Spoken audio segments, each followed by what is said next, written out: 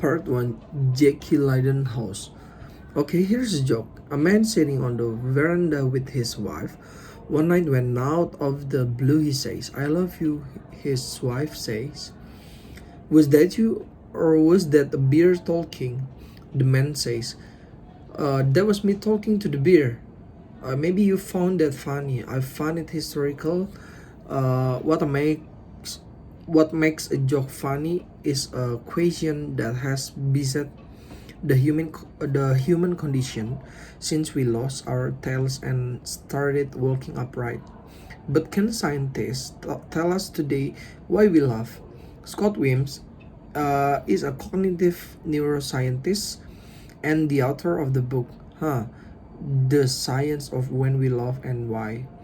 And he joined us from station KUAR in Little Rock, Arkansas. Thanks for being with us, Scott Williams. Scott Williams. Thank you very much for having me, Leiden. Tell me a joke and let's break it down a little bit, would you? Williams, sure. I should warn you tough. As a scientist, I'm not trained very well to tell jokes, but I'll do my best. Leiden. Alright, Williams. So, a dog walks in the telegraph office and he say, I want to send a message. And the operator says, sure, what would you like to send? And a dog says, woof, woof, woof, woof, woof, woof, woof. And the operator pauses a second and goes, you know, that's only 9. You can send 10 woof for free.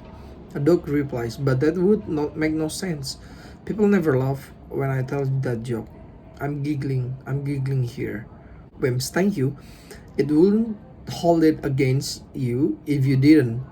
Leiden, alright, I'm kind of getting my comedy writing sketch part here, but you're a neuroscientist. What makes it fun? Wims, there's one part of the brain that worth recognizing, and it's called the anterior cingulate. It's not the on the surface, it's a little below, and it's what we consider our conflict detector. Wims, anytime we're confused or overwhelmed, or just we have conflicting information, like in the form of surprising punchline, this area get very active. Leiden, why is conflict important in a joke?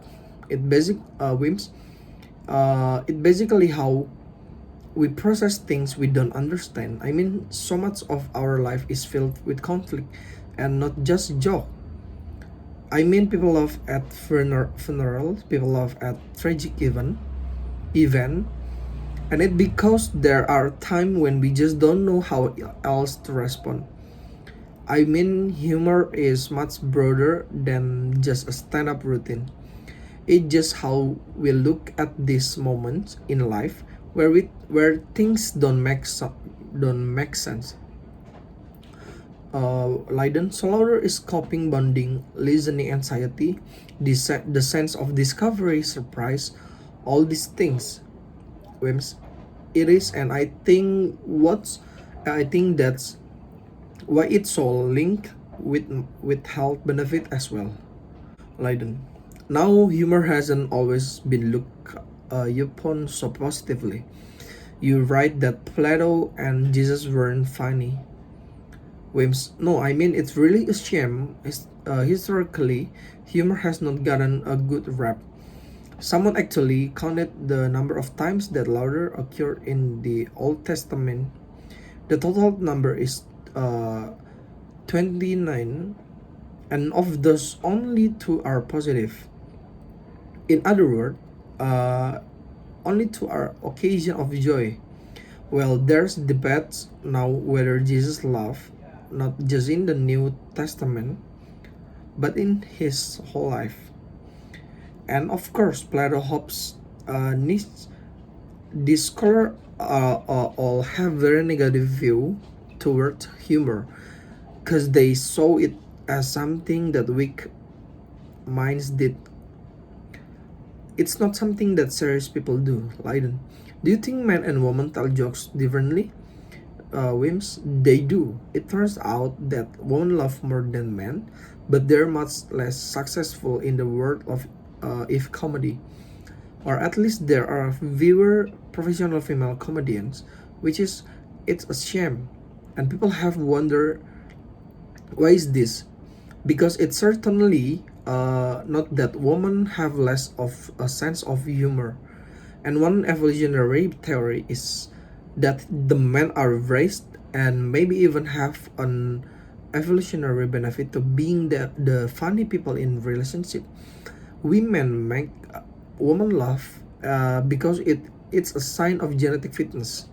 A man who can make his partner laugh is more likely to be intelligent and a good caregiver.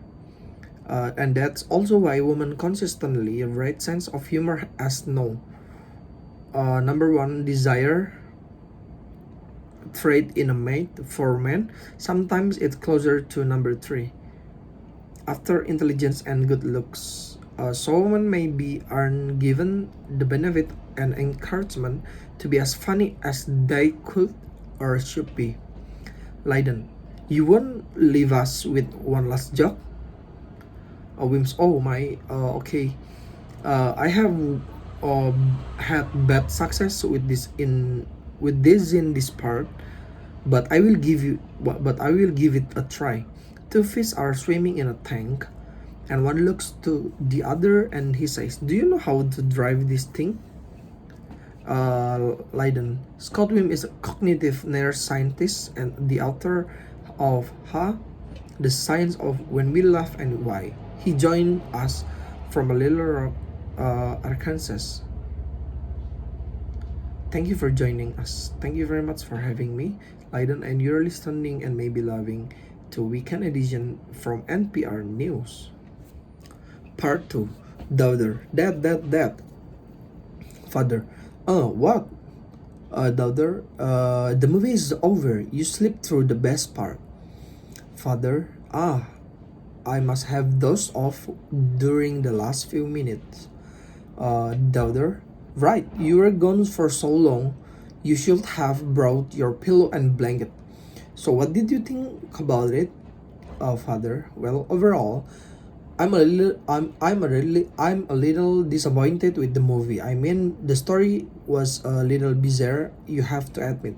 I mean, really, uh, how believable is a plot about a captain who navigates his spaceship to the far reaches of the galaxy and encounter a race of frog people? I mean, come on, daughter. I thought it was fantastic. I mean, you have to admit that the special effect were awesome, and the acting wasn't bad either. Father, come on. What about the ship's communication officer? I mean, what do you think about him? Wasn't a little weird to you? He was always talking to himself, and he had that funny hairdo. Daughter, well, he was a little unusual, but the ship's doctor was amazing. It was so cool when he brought the captain back to life during one of the battles. Father, that was pretty realistic. But then the rest of the movie just went from bad to worse, and the photography was so fake.